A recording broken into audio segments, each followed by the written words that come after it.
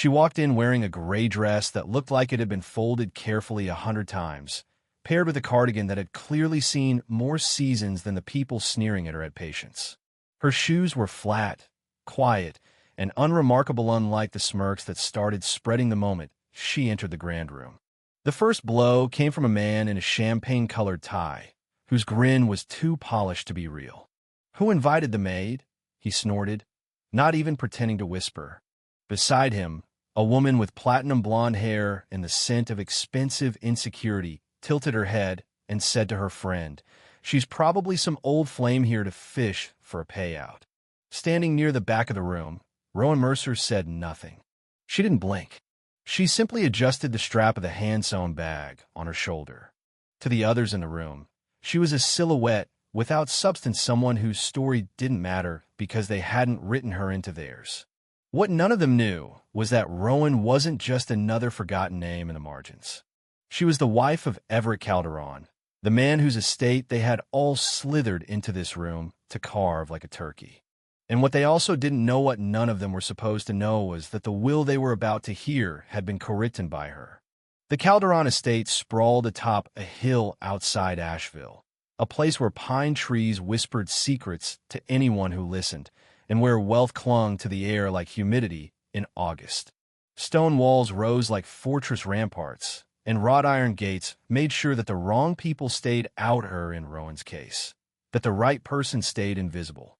Inside, the main hall was cathedral high, with stained oak beams, scent of wax floors, and chandeliers that scattered the April light into shards.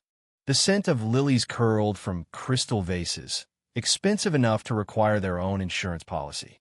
Dozens of guests gathered in deliberate clumps, 42, in all sipping champagne, dressed as if attending a coronation.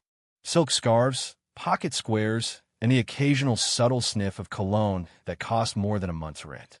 There were relatives, investors, distant family, distant wannabes. The air was sharp with pretense. Rowan had come in unnoticed, or rather, she'd been noticed and dismissed in the same breath. She picked a seat near the window, just out of reach of their stares, but not their cruelty. Her hair was pulled into a low twist, a few strands drifting loose, framing a face that didn't need makeup to stand tall. Her eyes, green with golden flecks, carried a quiet storm. At 37, she wasn't loud beautiful. She was the kind that stuck with you, like a song you couldn't name, but couldn't forget either. Behind a heavy mahogany table, Tate Calderon Everett's cousin leaned with his elbows in a way that said he thought the room belonged to him. "Is this a garage sale?" he quipped, eyeing Rowan's cardigan. "Did someone forget to lock the help's quarters?" Laughter followed. Short, sharp, cruel. Across the hall, two young women, Kendall and Avery, sipped from the same gossip cocktail, their phones hovering like weapons. "Probably a case from one of Everett's outreach charities," Kendall whispered, snapping a picture. "Look at her bag. That thing screams farmer's market and failed dreams." Avery typed something quickly on her screen. "Posting now. Air not there." They giggled, already watching like stack up. Rowan heard all, every word. Her fingers curled slightly around her bag strap, but her posture remained composed. They thought her silence was weakness, but they didn't understand silence as strategy, or stillness as control. Someone, Lyle, a distant nephew in a velvet blazer, scribbled the words "charity case" on a cocktail napkin and stealthily clipped it to her bag strap. More laughter, more photos, more strangers pointing, like her existence was a skit no one had asked her to join. Rowan didn't react. Not to the stares, not to the snickering, not to the sticky cocktail napkin branding her as something less. The lawyer, Malcolm Everhart, entered precisely at 10 a.m.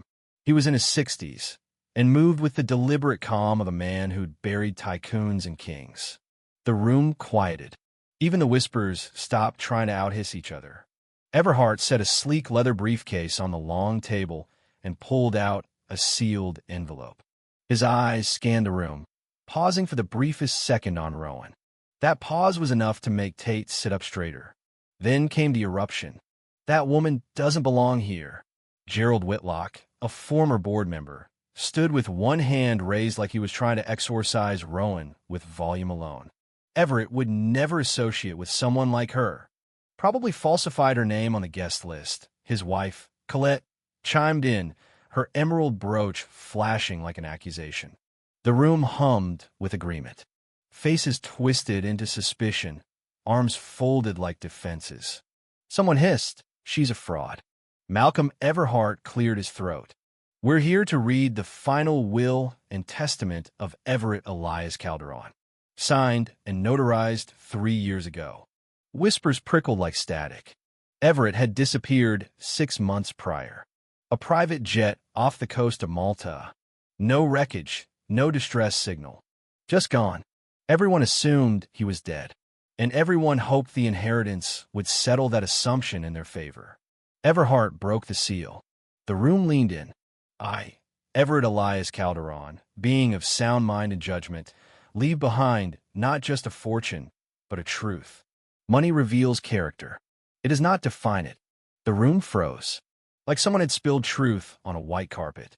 "To those I considered family in name only," Everhart continued, "I leave nothing." Mouths opened. A few gasped. Kendall's phone dropped with a soft clack. "All of my company's real estate, accounts, and assets are bequeathed to the woman who saw me as a man, not a vault. My wife, Rowan Calderon." The silence was volcanic. "No, absolutely not," Gerald thundered. "He wasn't married. He was," Everhart said calmly, placing a folder on the table. "Legal documents, wedding license, photographs, bank statements, letters, and a video, if needed. I demand verification." Colette shrieked. Malcolm obliged. A laptop blinked on. Grainy footage filled the projection screen. Everett, smiling, holding Rowan's hand outside a quiet courthouse. A date stamp. Laughter. A quiche. Witnesses cheering. The air deflated from the room. Even Tate was silent now. "You set us up," Marissa Caldwell spat. "You manipulated all of this." Rowan finally spoke. Her voice was steady, cutting through the tension like a clean blade. "No," she said. "We prepared a mirror. What you saw was your own reflection." "And who exactly are you?" Avery sneered. "I'm the woman he loved. The woman none of you bother to see. Because I didn't show up dripping in designer labels or family names." The room flinched like she'd thrown something. A few murmured apologies. Kendall said, "We didn't know." "You didn't ask," Rowan replied, her eyes cool. At that moment, the monitor flickered again, and Everett Calderon appeared. Not in a photo, in a live feed. Alive. The room exploded in chaos. Screams. Gasps. Kendall fell to her knees. Tate stumbled backward like he'd seen a ghost. Because he had. "Hello," Everett said from the screen. Surprised, he leaned back in his chair, his eyes sharp. "I faked my death. I had to know. Who among you would show integrity when there was no reward for it?" No one answered. Not at first. Rowan was right, Everett said. This room needed a reckoning. The doors to the grand hall opened, and Everett Calderon walked in. Not a video, not a ghost. In the flesh. He was leaner, older, quieter, but real. Gasps turned to stunned silence. He stood beside Rowan, took her hand. "She designed this entire process," he said. "Every inch of it. To give each of you a chance to prove you were worthy of the legacy you craved." He scanned the crowd, letting the pause sting. None of you passed. Security entered quietly. Grayson began reading names from second list. Tate Calderon, Kendall Hayes, Gerald and Colette Whitlock, Avery Ramirez, Marissa Caldwell, Clara Whitlock. One by one, they were escorted out. Not violently, just permanently. When Gerald protested, "I'm family," Everett simply replied, "You were. Now you're just a lesson." Clara cried. Kendall begged. Marissa screamed. It didn't change the outcome. Everett turned to Rowan. "You saw the truth, and you gave them the chance to do the same. They failed." Rowan didn't smile. "I hoped they wouldn't," she whispered. But some did not fail. Sarah, an old nurse. Jamal, a caretaker who'd given her a glass of water. And Lenny, the estate's gardener who'd silently nodded when she walked in. To them, Everett handed envelopes. "You didn't judge," he said. "You simply saw her." And as the doors closed, The estate grew quiet again. Rowan stood in the center of the room, beside the man they all thought they could replace. Her presence was no longer a question. It was the answer. She had never come for the money.